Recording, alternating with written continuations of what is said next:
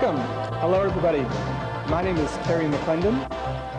The first time that I met Richard Bandler was in 1972. It was in a psychology class at the University of Santa Cruz. Richard was standing up in class and he was demonstrating his disgust for the psychology classes of that time. And I looked over and I said to myself, that's a man I want to be around for a while. That day commenced a decade of training by Richard and later John Grinder, which led me in 1979 to come to Australia and to establish the Australian Institute of Neuro-Linguistic Programming. So it's 16 years from the first day that I met Richard Bandler that I'm very proud to present to Australia the genius behind neuro-linguistic programming, Richard Bandler.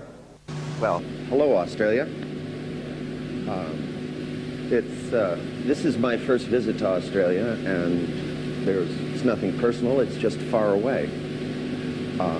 I thought this time, since it was my first time, what I'd do during the course of the next 2 days is to assume that most of you have some background. Now, is that true? How many of you have no background in NLP whatsoever? Okay. Well, there's a few things, and I'm sure the people that you work with will help you pick them up, that I'm going to skip over.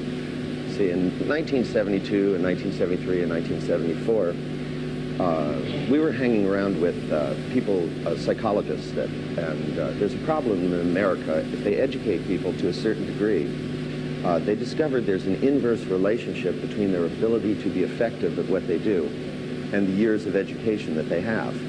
They suffer from a disease I call being pompous.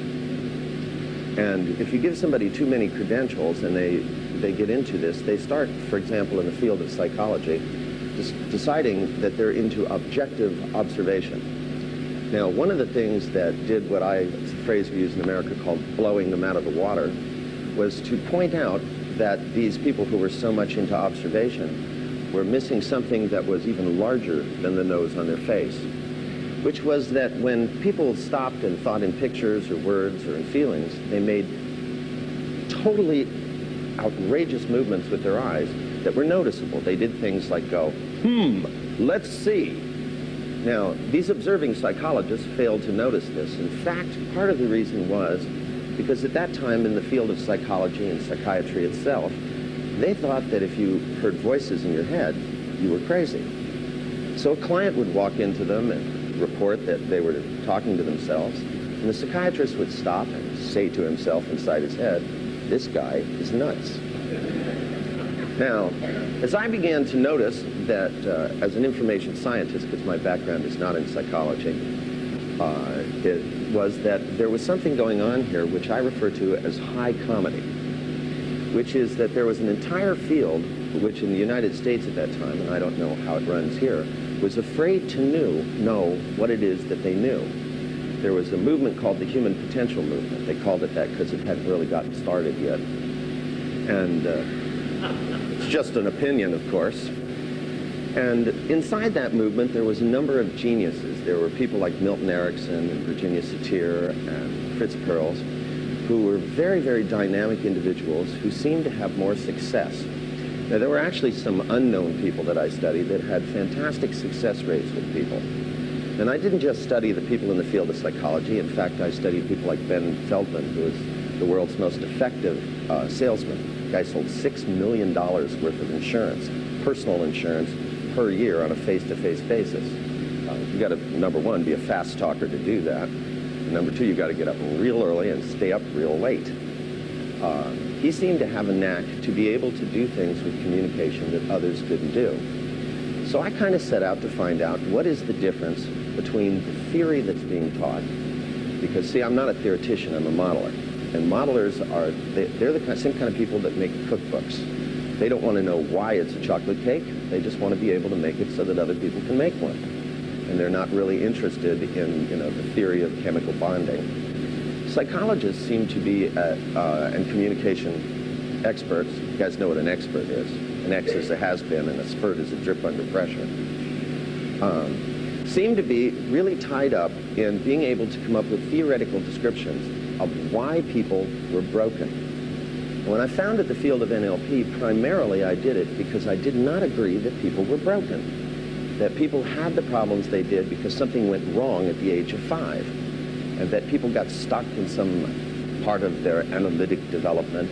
It seemed to me that what is going on is very simple, that people have a lump of gray stuff in their head called a brain, and it just didn't come with an owner's manual. That, you know, when you go out and you buy one of these new digital watches, and then you bought one of these things, you know, if they didn't come with a set of instructions, you wouldn't be able to use it. I don't know if some of you, they have ones now you can put telephone numbers on, and they have a calculator and stuff. Well, if you got one of those and it had no instructions, you wouldn't know what the hell to do with it. In fact, I have one with the instructions. I'm still trying to figure it out. Now, they have all kinds of new things. For example, I don't know if you guys have hit the VCR mania, but you're not a whole human being in the U.S. now unless you have a VCR. It's for those people who don't have good visual memory, I guess.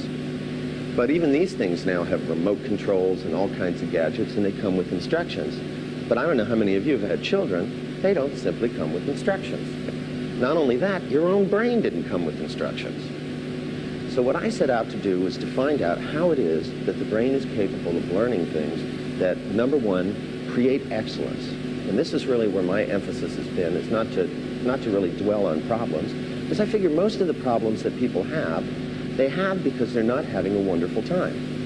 I very rarely come in and have clients that walk in and say, God, my life is just so great, I'm having too much fun. That's not what happens. They come in and they snivel. I don't know if that word means much to you here, but basically, if you've seen clients, those of you who are in the people helping professions, sniveling is what clients do when they walk in the door. They start to complain about how they can't do this, and they're unable to do that, and they feel bad about this. Now, if they were in a state of ecstasy, they wouldn't be complaining. So I set out to find out what it is that happened. Now, initially, I found ways of dealing with problems. For example, phobias. I love phobias. Phobias were my hobby for a long time, because the nice thing is you can tell when they're gone. I mean, people come in with an elevator phobia, and I always like to test. I never trust a client. To make sure they have the phobia, I'll drag them into an elevator, and if they scream and kick around and sweat, then I'll believe them. And then the next thing I'll do is to begin to find out, see, psychologists, what they did is they made an error. When they wanted to learn about schizophrenia, when they wanted to learn about phobias, what they did is they went out and got people who had those things. When it strikes me as they're the only ones who don't know. Because if you really look at what goes on in human beings as a learning phenomenon, it's not that human beings aren't capable of learning, it's that they learn anything without really much qualification. I mean, they can learn to be terrified of an elevator, or I've had clients that were terrified of the sound of gum chewing. Not a real threatening thing. Now, what I began to do was began to find people who had phobias and got rid of them and ask them, what did you do? Now, I found out these people knew more about how to get rid of phobias than the phobics. Because the phobics, you'd even ask them about it, they'd start sweating.